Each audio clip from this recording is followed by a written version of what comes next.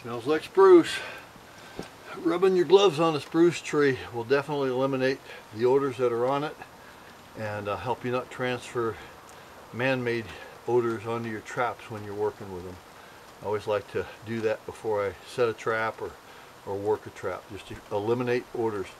Trapping for wolves, they got a very, very keen sense of smell, and if you have any odor on there that's man-made, they will smell it, even through the snow and the ice.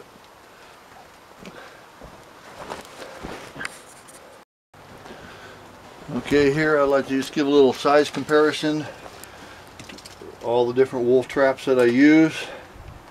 The first one that I've probably used the most is a number 9 Alaskan, formerly known as a number 9 Manning. We have 9 inches there, and inside jaw spread to inside jaw spread is about 8 inches. This trap runs about $140. This is a TS-85 that I've modified, and I'll show you what I've did to modify it. This trap runs for about 28 bucks. It's 8 inches and about 8.5 inches there. I think that's where it gets the name TS-85.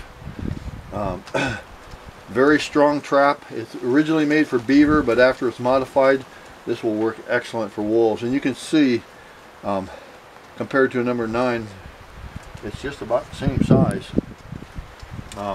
Next one I have here is a Hellfrix. It's an older Hellfrix. I don't think you can buy these anymore, but you got about 7.5 inches, 6.5.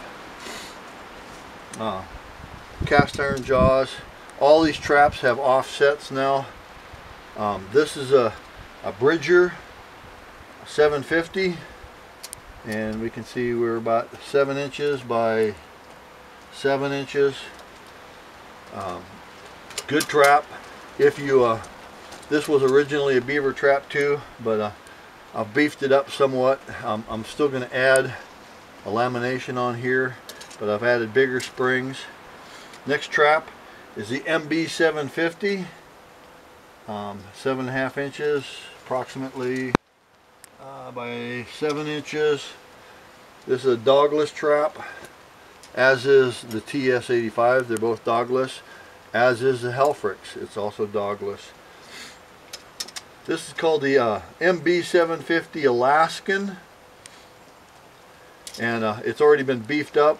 Just an out-of-the-box trap that's ready to go use, other than add a chain. This is it. A very, very well-made trap. I really like the MB 750 Alaskans. Let me see here. Kind of lift this up a little bit. And down here at the end I have a standard number 4 long spring. I just put that out there so you can have something to compare the sizes of these different traps with. The number 4 long spring occasionally will hold a wolf, but it's definitely not a wolf trap. It wasn't made for wolves. And then here's some drags that I've made up for anchors, just for added insurance. Sometimes if you're out on a river or out on a lake and there's really nothing to anchor to, piece of grater blade with a way to attach it there. And so just to give you an idea what's out there, I think I'm going to really like these TS-85s. Just comparing them to the number 9 Alaskan, they're just as big, and I think just as well made once you beef them up, and that's what I'll talk about next. Alright, thought I'd make a quick video of some improvements I made to the TS-85. It's an 8.5 inch.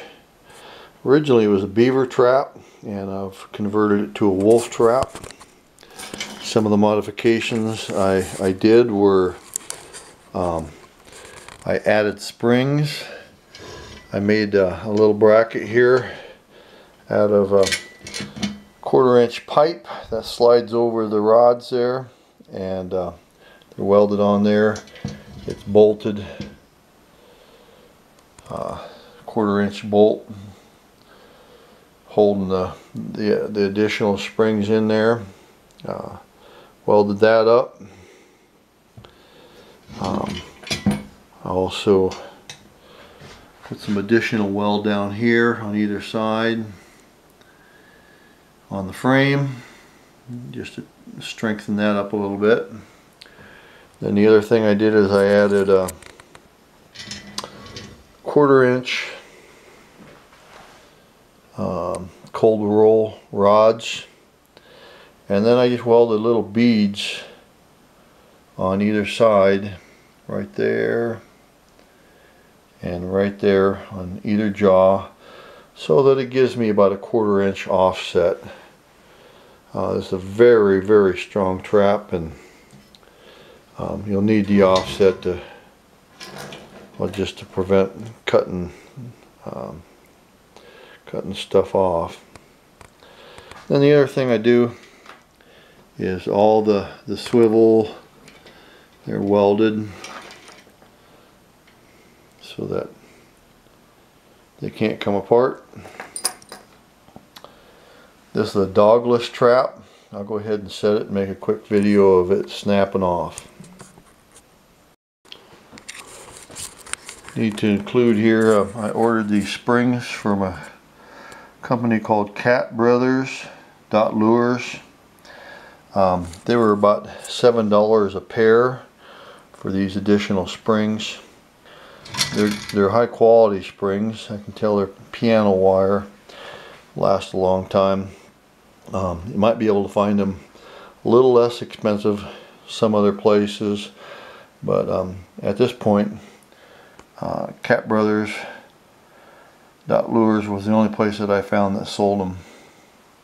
These traps also, they have welded pins for the hinges, very sturdy.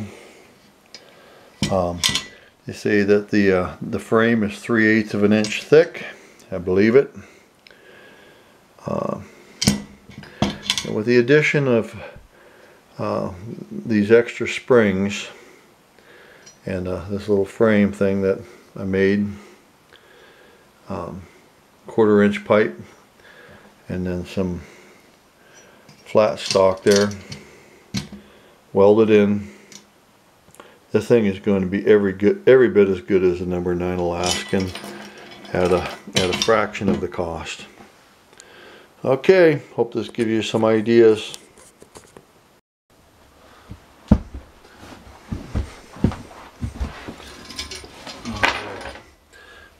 Set this TS-85. I've been using number 9 Manning Alaskan traps for wolf for years. They're a good trap, but I think the Manning is 9-inch spread. You can see I got big hands too. This is going to have quite a spread.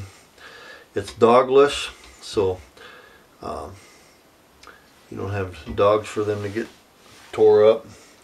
And this thing has got some snap. I'll go ahead and set it off here. I think I'm set at about 4 or 5 pounds right now. Yeah. So there you go. There's a TS-85 modified, ready to go out and catch Alaska wolves. I think this is going to be an excellent trap. I think it'll be a little less likely than the number 9 to catch the moose, but this trap is not going to have any problem whatsoever catching wolves. You can see the little welds that I put on there. Okay, hope this gives you some ideas on how to modify TS-85 for Alaskan wolves. All for now. Out.